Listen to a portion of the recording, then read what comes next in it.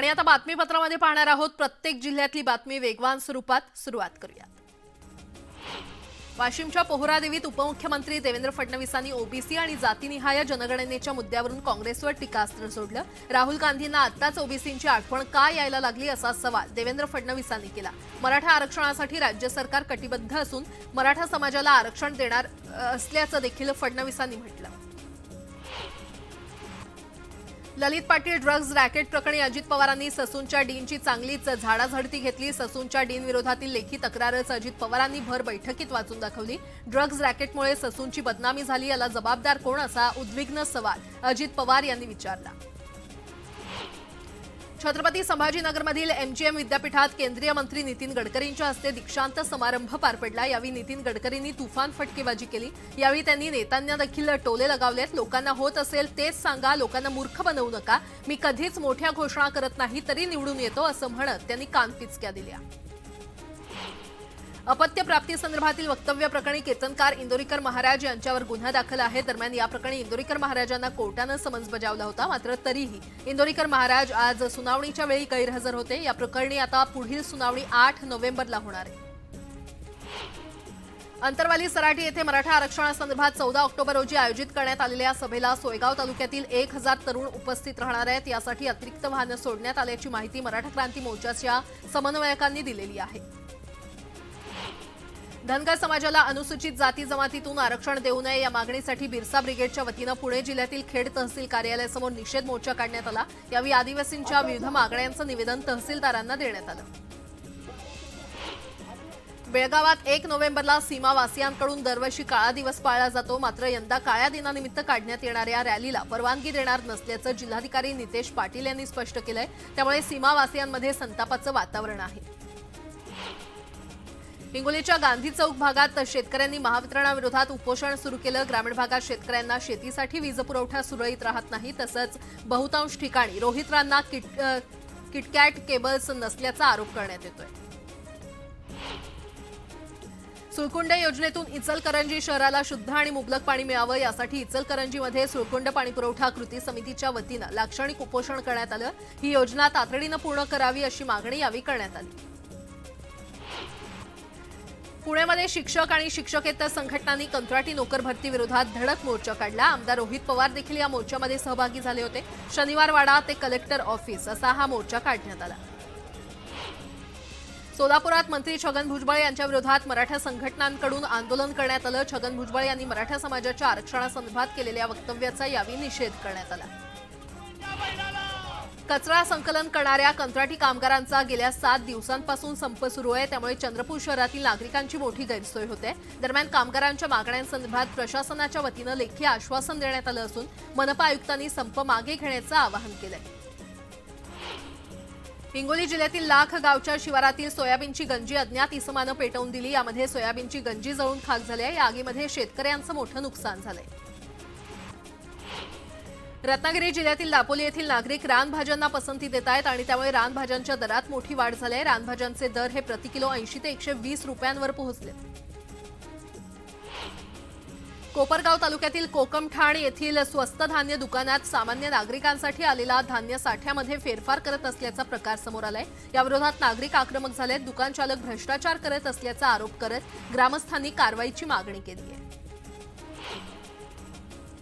मुंबईतल्या चेंबूरमध्ये मध्यान्ह भोजनातून 17 विद्यार्थ्यांना विषबाधा झाली आहे। आणिक गाव परिसरात असलेल्या महापालिकेच्या शाळेत हा प्रकार घडला असून या सर्व मुलांवर सध्या गोवंडीच्या शताब्दी रुग्णालयात उपचार करण्यात येत आहेत।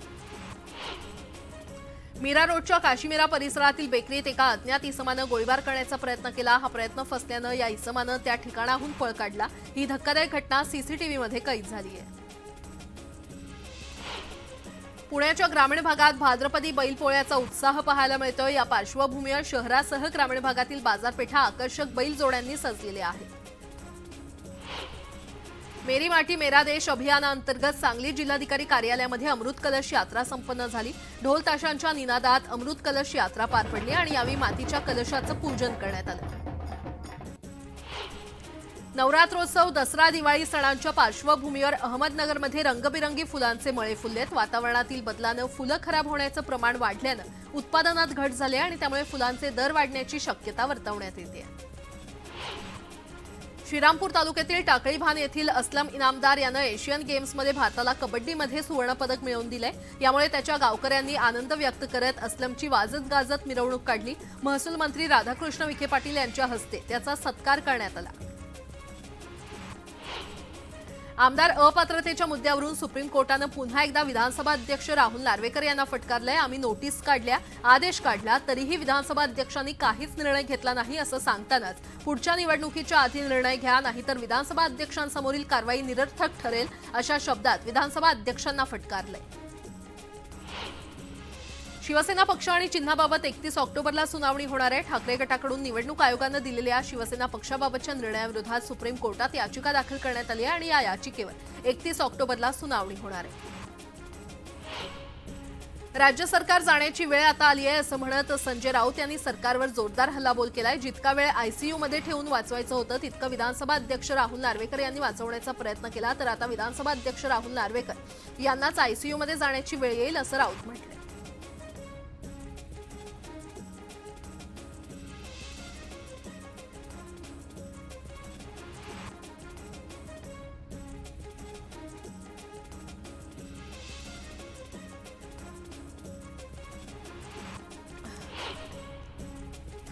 टोल संदर्भात मंत्री दादा भुसेंच्या उपस्थितीमध्ये शिवतीर्थावर बैठक संपन्न झाली आणि या बैठकीनंतर घेतलेल्या पत्रकार परिषदेमध्ये टोलबाबत राज ठाकरे यांनी आपली भूमिका स्पष्ट केली। राज्याच्या उत्पन्नासाठी टोल गरजेचे असले तरी त्या बदल्यात नागरिकांना काय सुविधा दिली जाते हे सुद्धा महत्त्वाचं आहे। त्या सुविधा मिळाव्यात ही आपली सरकारकडे मागणी असल्याचं त्यांनी म्हटलं।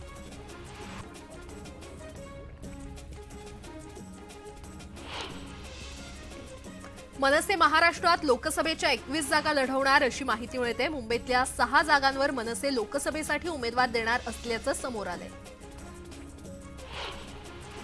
नाशिक हा ड्रग्ज माफिया आणि गुन्हेगारांचा अड्डा बनला असून धार्मिक सांस्कृतिक अशी ओळख असलेल्या नाशिकला शोभनीय नाही आणि त्यामुळे नाशिक शहर तरुण पिढी उद्ध्वस्त होणार असेल तर आम्ही रस्त्यावर उतरू, वेळ आली तर मंत्र्यांच्या गाड्या अडवू, नाशिक बंद करू असा इशारा संजय राऊत यांनी दिलाय।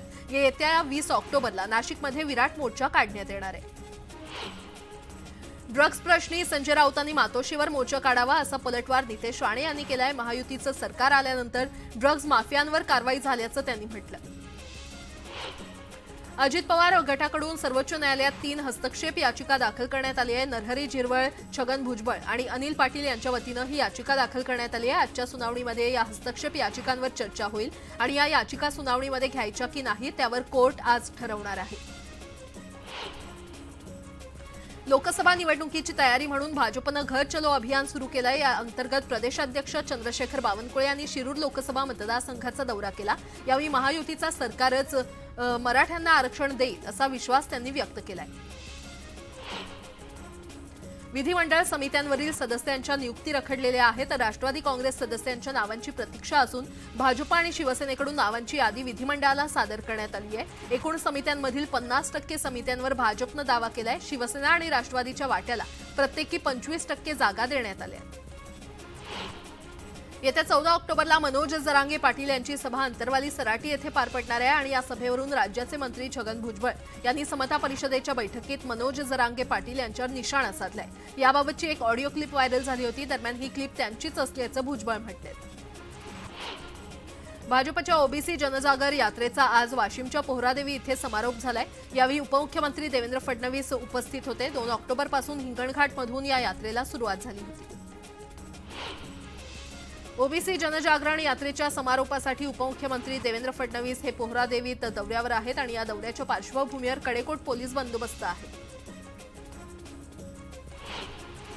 महाराष्ट्राचं आराध्य दैवत असलेल्या विठुराया चरणी धाराशिव जिल्ह्यातील लिंबावाघे या वृद्ध महिलेनं 25 तोळ्याचा सोन्याचा करदोडा अर्पण केलाय। शेती विकून तब्बल 18 लाखांचा हा करदोडा केलाय, तर रुक्मिणी मातेसाठी 2 तोळ्यांचं सोन्याचं मंगळसूत्र त्यांनी बनवलंय। मुंबई अहमदाबाद राष्ट्रीय महामार्गावरील सर्व्हिस रोडचं काम अपूर्ण असल्यानं स्थानिक आक्रमक झाले। संतप्त स्थानिकांनी पालघरच्या चिंचपाडा इथे महामार्ग रोखण्याचा प्रयत्न केला। रत्नागिरीच्या दापोलीमध्ये तापमानात मोठी वाढ झाली आहे आणि कमाल तापमान 36 अंश सेल्सिअसवर पोहोचल्यानं नागरिक उकाड्यानं हैराण झाले। राष्ट्रीय पोस्ट दिनाचं औचित्य साधून पोस्ट खात्यातील तिकिटावर साताऱ्यातील प्रसिद्ध बाजीराव विहीर झळकणार आहे आणि या विहिरीचं चित्र पोस्ट कार्डवर छापण्यास सुरुवात झाली आहे.